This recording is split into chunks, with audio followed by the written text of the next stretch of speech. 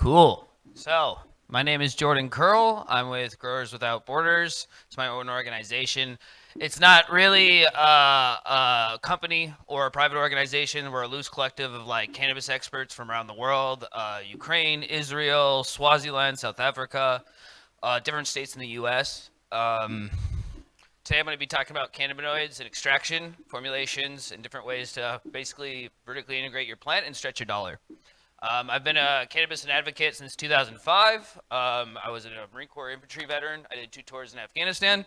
I've had my medical card since about 2010 while I was still in the service, which is illegal, but I was making edibles and working in the San Diego cannabis sector at the time. It was a very good learning experience because they actually moved from doing like no longer brick and mortar stores over to strictly delivery services before they figured out the regulatory framework.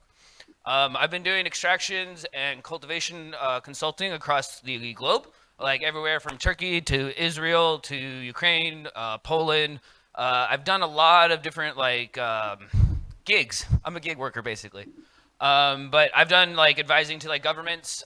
We've talked to the Turkish government, the Belarusian government, a few different Asian countries. We've had meetings with advocates in there. One of our goals is just to help people legalize cannabis across the world. So whether that's in hemp form, industrial form, or in medical use only, or recreational use, we kind of advise because I personally have had experience in almost every like part of the supply chain at some point in my life. I've been doing this for almost 20 years.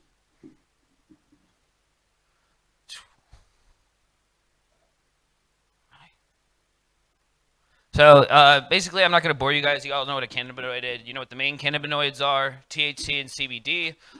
The number of cannabinoids has grown more recently, especially with the conversions from the extraction industry in the U.S. We're seeing a lot of like CBD being converted under the hemp laws into delta 8, THC delta 9 O acetate, HHCO, HHC. Like there's a million different ones out there. I advise against like exploring anything that doesn't have literature on it.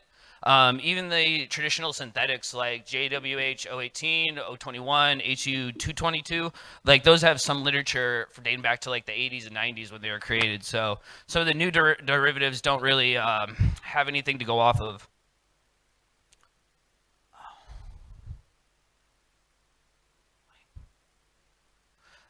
So basically, I'm going to talk today about the different forms of extraction. There's 2 main ones: solventless and solvents.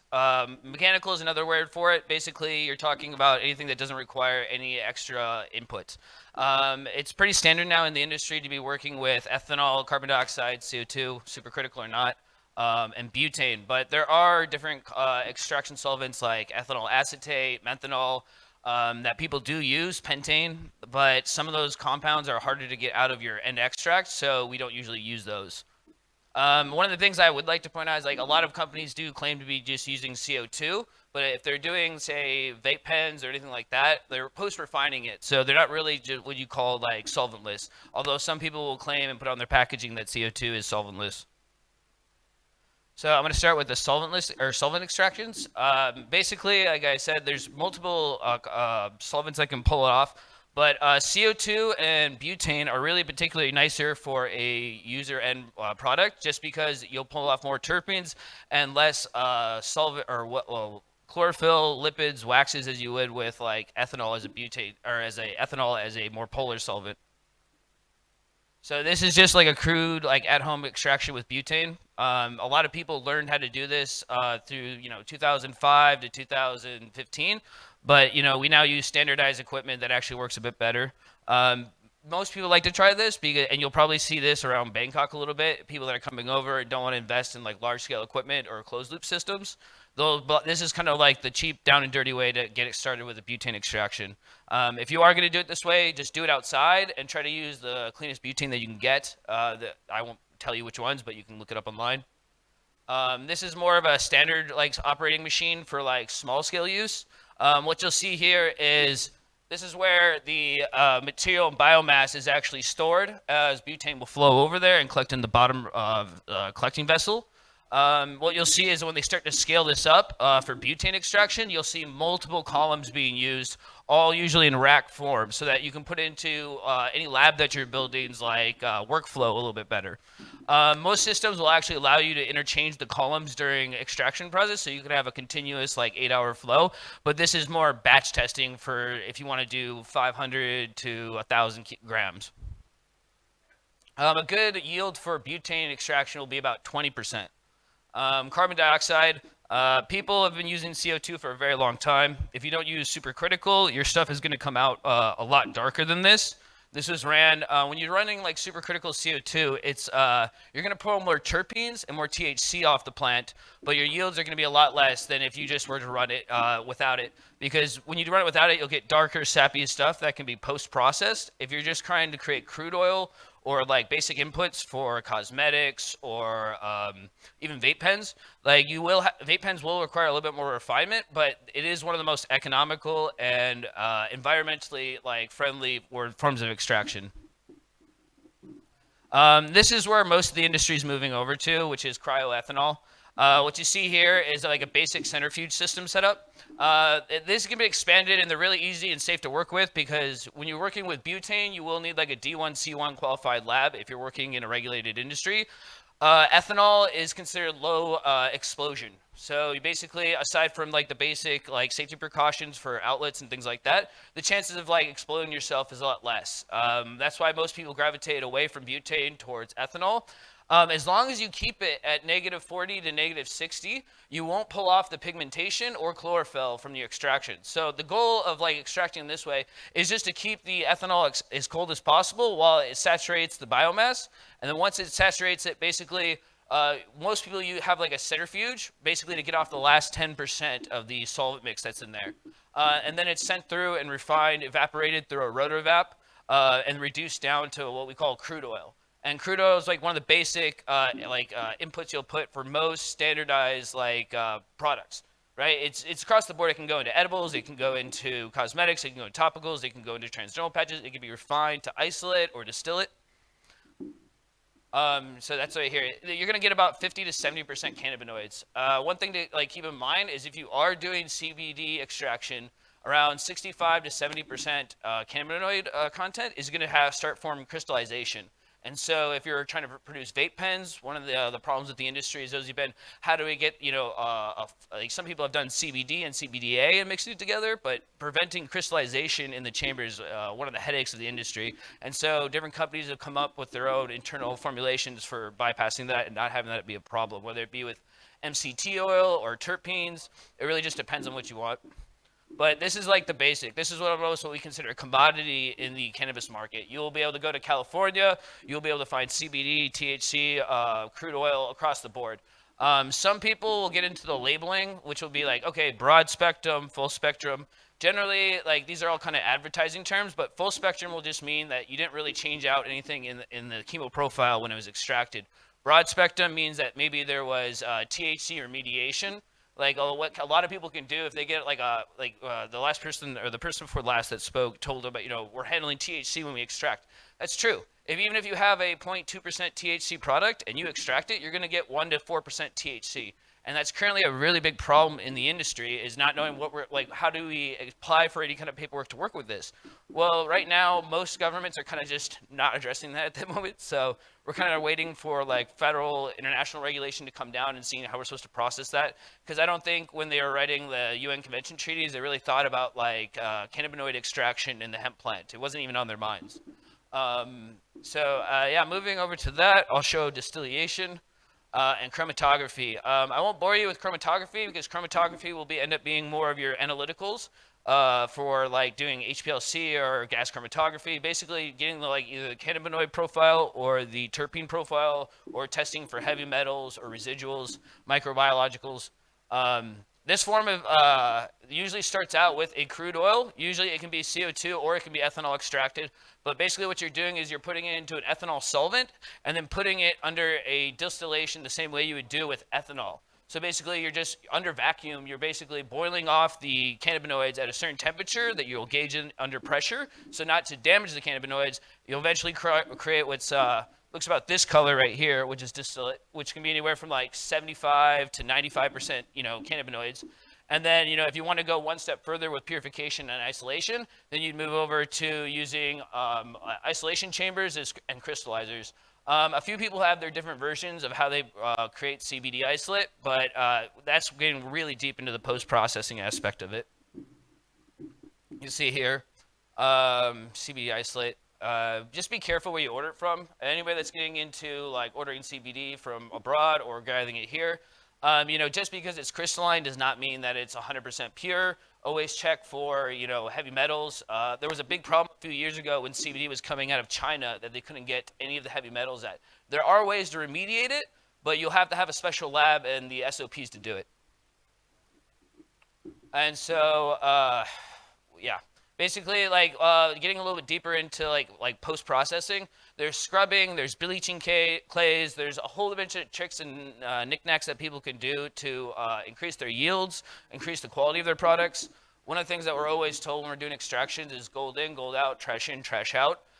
When you start working with some of these scrubbing plays, like I've seen people turn some of the nastiest looking cannabis into really fine extract just by using different methods that like we've learned through the internet or through each other. The high level extraction community is like pretty close knit, but everybody kind of takes their information and shares it. It's pretty open. I kind of give that like the reason why that exists is because the U.S. had such loose regulated medical markets that it just allowed for people to experiment with different things. One of the interesting stories is like the conversions that we're seeing now are actually using compounds found on accident. So there was a huge extraction lab in California during one of the wildfires, and someone actually dropped anti-flammable foam into one of their labs, and then when they tested it through chromatography, they started finding D10, D12, all these unknowns, right? So then people started experimenting with different forms of what they found in this anti-flame agent, and basically that's what's led to the conversion epidemic that you're seeing now. Now I'm talking about solventless or mechanical extraction. The basic way you'll see this is keef or pollen, which will be like kind of the Moroccan, Indian, like chakra style, or Indian, like Afghani sifting style. What you'll see is basically they have a filtered screen and the cannabis is beaten over the top to collect the trichomes.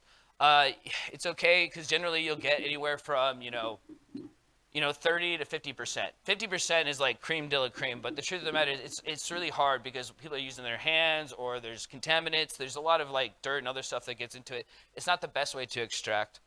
But you'll see here, this is a pollinator. Basically, either they use a cooling chamber or they'll put ice in here and they'll put the trim inside and whirl it around. And basically, the cold temperature of the ice and then the agitation from the screen breaks off the trichomes and they'll collect in the bottom. And some people like to smoke that by themselves. Some people like to use it for extraction. It's really good if you want to press rosin. This is bubble hash. So this is traditionally made with ice and water filtered through multiple sieves. There's like pretty big like dedicated following to people like Frenchie Cannoli, who I learned under. Bubble hash is actually kind of my specialty, is what I learned to do in Seattle for a specialized company. You can get really nice high-end numbers like anywhere from 60 to 70% THC. If you know what you're doing, you know how to work the bags, you start with good material. People generally like this because one of the things I'll say is as you transform and extract, you're changing the chemo profile every step of the way. Anytime you perform any kind of steps, distilling it once, filtering it, scrubbing, anything like that, you're changing the makeup. So you can have one strain and smoking it from the flower to the bubble hash to the keef to the distillate will all be a completely different high, all from the same plant because you're changing it as it goes. Rosin. Rosin's a very interesting one because it's got low overhead to come into the market.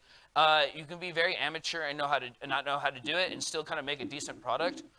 Basically the concept is taking two plates that are heated and putting it together and squeezing your cannabis or ice hash through a screen, and basically that creates a crude form of what I've heard and seen, or I've heard from people here in Thailand that there's been like original Thai stick was supposed to have like honey oil drizzled on it.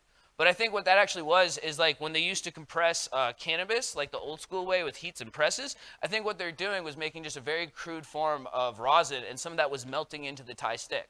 Very similar to what we saw with like Mexican brickweed in the US when they were compressing it. There were some parts of it that are having hot spots and are actually coming out higher THC. And I think that was just really, like, if you've ever heard of shoe hash, people say put some cannabis in a tinfoil thing and put it in your shoe. walk around, eventually you'll have like a little bit of hash at the end of the day. Chakra is more for India and Nepal, where people are rubbing their hands together and eventually collecting the keef and the pollen that's attached to their hands. It's good for personal use, but I wouldn't suggest you get it from anybody else because there's a lot of dead skin cells in there. Not something you really want to be smoking on, but we've all smoked worse. Yeah, another thing is like, well, when you're actually going through the distillation process, you'll actually have to take your terpenes off. You'll have to decarb, take your terpenes off. And so some hemp producers have chosen to keep this. Some have tried to reform it back into other products. If you ever smelled hemp terpenes, they're not exactly the best. But with different like strains coming into the country, I think the ability for people to start formulating with the terpenes and other compounds of the plant. There's already, I know some people are taking like hemp straw here and like cooking it and using that as a food ingredient because of the L-glutamine. I don't know if that's true or not, but the thing is that there's a market for everything. Every part of the plant, from the roots all the way up to the flower. I mean, I used to get $50 or $100 a kilo for my dried cannabis roots from a guy. And I couldn't understand. He told me all he was doing was grinding them up, cooking them in coconut oil, filtering them, and he was making the softs with it. So, I mean, really, once you kind of find your niche or the products you want to make, you kind of work your way backwards for how you're going to set up your extraction and your like overall processing methods. Compounding, like this is where I actually think the future of the market's going to be going. Is we have a lot of people growing CBG. We have a lot of conversions happening. You're going to eventually start seeing people just isolate and mix and match compounds. I know somebody was talking about yesterday about like, oh, if you just bring like a 10 milligram and a 20 milligram to market, you're not really breaking the mold. Well, the thing is, some people are going to know quality, and some people are going to eventually see that like, okay, 20 milligrams or 30 milligrams of THC with a certain amount of CBD or THC, like the Veron component, it'll be good for me. So I think the market will eventually mature enough to where people will actually go, yes, like, when they come inside, they recognize the brand, they realize it's quality and it's consistent, then they'll go, okay, I'll go with whatever formulation they give me. And that's kind of like the beauty of it is like when you start to integrate terpenes, mushrooms, other food, and health supplements in there, like your marketing potential is like endless. You can make so much stupid crap with CBD and THC, let alone all the other compounds. To carry oils, this is really good if you're like working in the topical or the tincture space. MCT is like medium chain triglycerides. That's fractionated coconut oil, vegetable glycerin, propylene glycol. A lot of this was originally used for the original like vape pen formulations, but a lot of these also will work in not only topical but edible use. Anything with fat, as long as it has fat chains inside of it, your cannabinoids will attach to it. Your cannabinoids are hydrophobic, right? So they don't like water. So even to make water-soluble CBD or THC, you have to create these very intrinsic matrices that actually encapsulate the compounds in order to get them into that system. I don't know if that's good or not. I know a lot of surfactants are used. A lot of those are very cancerous causing. I wouldn't advise it. There's organic ways to help like speed up the edible time, like dosing. So like soy lichen as well as wheatgrass have been proven to be blood-brain barrier like enhancers. So basically, if you take a 25 milligram edible, but you take, a nice little shot of wheatgrass, or you introduce soy lichen to it, you'll get like the same effect you would get for maybe a 50 to 60 milligram edible. All these really just depend on your access and what you're trying to make. If you're trying to make something that'll be good for skincare, obviously going in the coconut oil or hemp seed oil route, mixing in your different fragrances, other additives you want to do. But if you're going more edible route, vegetable glycerin is a very good carrier oil. It's very sweet. You don't have the same problem when you're working with ethanol. A lot of ethanol-based tinctures can really upset people's stomachs, especially if they've got like prior issues with alcoholism or stomach issues, anything like that. You can avoid that problem completely by just using sweet vegetable glycerin. Propylene glycol is very good for absorbing the cannabinoids into it. But people have moved away from that because at certain if it's burned at certain temperatures, it can be carcinogenic. But people will burn them at temperatures that you would never normally burn at. Hemp seed oil, that's really cost like what you can afford. Depending where you go, hemp seed oil is probably one of the most expensive items in the market. And some people are, just talking about how much more money you can take switching your hectares over to like cold press than it is, growing for cannabinoids. I guess that's up for every farmer to kind of figure out for themselves. Here's an example of just a bunch of different products people make. I mean, the sky's the limit for whatever you want to do. I'm really surprised I'm not seeing more CBD items. Like actually, when I'm walking around the stores, I'm seeing like very generic edibles that are being made with THC or full spectrum oil, but nobody's really dedicated, or I've seen maybe 3 or 4 dedicated CBD brands, and CBD is very cheap in the U.S. So I don't know why people aren't really jumping on that as far as like being able to like bypass all the red paperwork or the red tape. Um, yeah, just photos. See, and this is what I think is like, formulating and creating extract is as simple as like cooking can butter at your house, right? So this is just a simple method, just unsalted butter mixed with cannabis and then strained after it's cooked for 20 to 30 minutes, something very simple. Like people try to make like extracts and, extraction like this esoteric and kind of like spacey thing. It's really not. Like a lot of these methods are actually taken from the petroleum industry. Like every year, somebody in the cannabis industry thinks they're breaking new ground by developing a new product.